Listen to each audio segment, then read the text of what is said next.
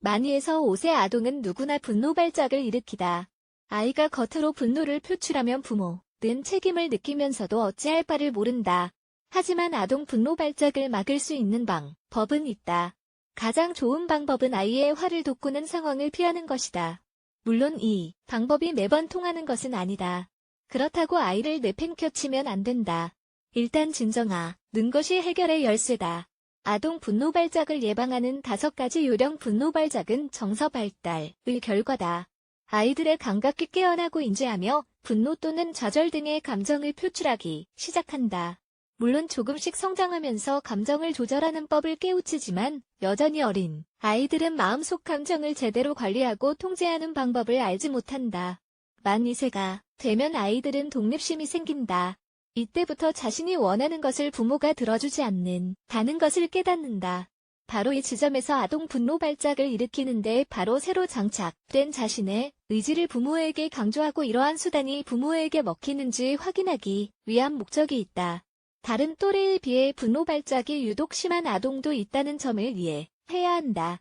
아이라면 자신만의 분노 표출법으로 자신의 감정을 드러내기 마련이다. 한 배에서 태어난 형제 혹은 자매 간에도 분노를 표출하는 방법은 다르다. 아동 분노 조절을 예방하는 5가지 기본 요령을 지금부터 알아보자. 화를 못 내 이기지 못한 아이가 제 숨에 넘어가는 모습을 보이기 전에 다음의 요령으로 아이를 진정시켜보자. 1. 불필요한 저항은 피하자. 아이가 해야 할 일과 하면 안 되는 일은 분명히 있다. 하지만 어떤 상황이라도 이 일을 아이가 꼭 해야 하는지 혹은 꼭 하지 말아야 하는지 따져보자. 이 방법으로 아이를 얼마간 통제할 수 있고 이후 아이에게 할 것을 혹은 하지 말 것을 요구하자. 예를 들어 바깥 날씨가 추워 아이가 옷을 껴입어야 하는데 아이가 거부하는 상황이라고 생각해보자. 아이가 옷을 입을 때까지 몇 분 정도는 더 기다릴 수 있는데도 지금 당장 입으라고 아이를 타이를 이유가 없다. 구석으로 몰린 아이는 선택지가 없다는 생각에 폭발한다.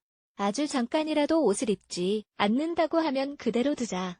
너무 춥다고 느끼면 두말 없이 옷을 입을 것이다. 2.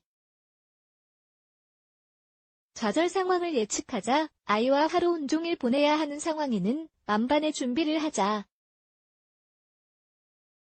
인형, 물, 과자를 챙겨두면 좋다. 지루한 하루는 분노 발작의 원인이다.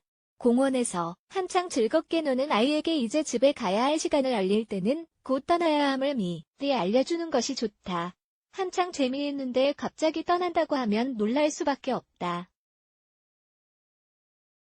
가끔은 부모가 아이에게 쓸데없는 스트레스를 주거나 아이가 싫어하는 것을 이해하지 못해 아이의 분노 발작을 자초하는 때도 있다. 부모 중에는 아이가 화를 내고 소리를 질러야 괜한 상황을 만들었다고 깨닫는 사람도 있다. 3.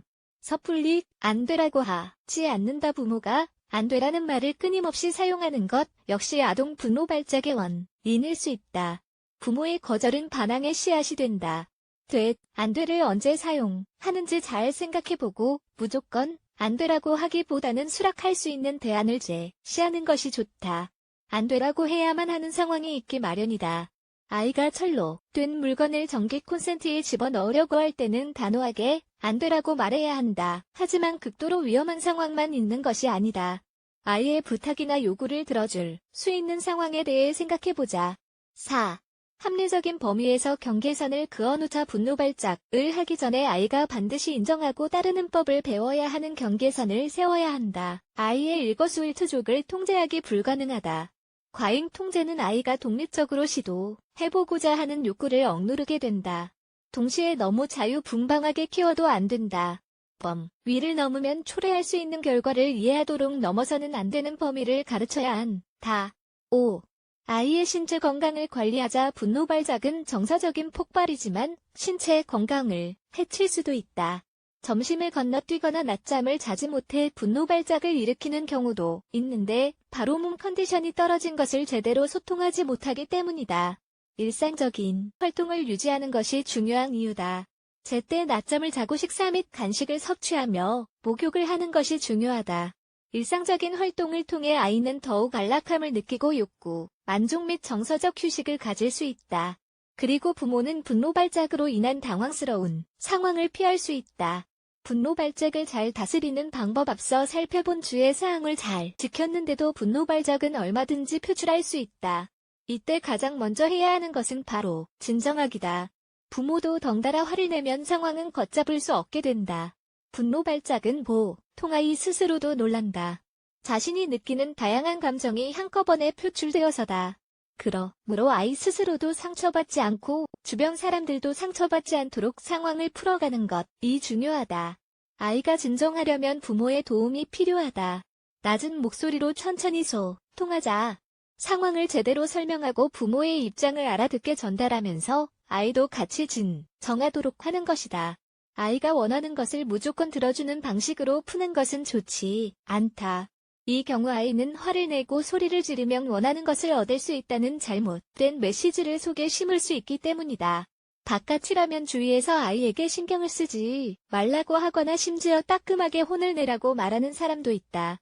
하지만 이러한 견은 무시해야 한다. 왜냐하면 분노 발작은 정서적 과잉에 의한 것이기 때문이다.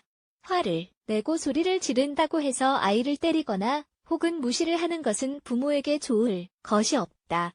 이런 방식은 아이가 감정을 숨기라고 말하는 것이나 다름없어서 매우 심각한 부작용을 야기할 수 있다. 화를 내고 감정을 폭발하는 부모를 원하는 아이는 없다. 부모의 사랑에 의심을 품지 않도록 하자.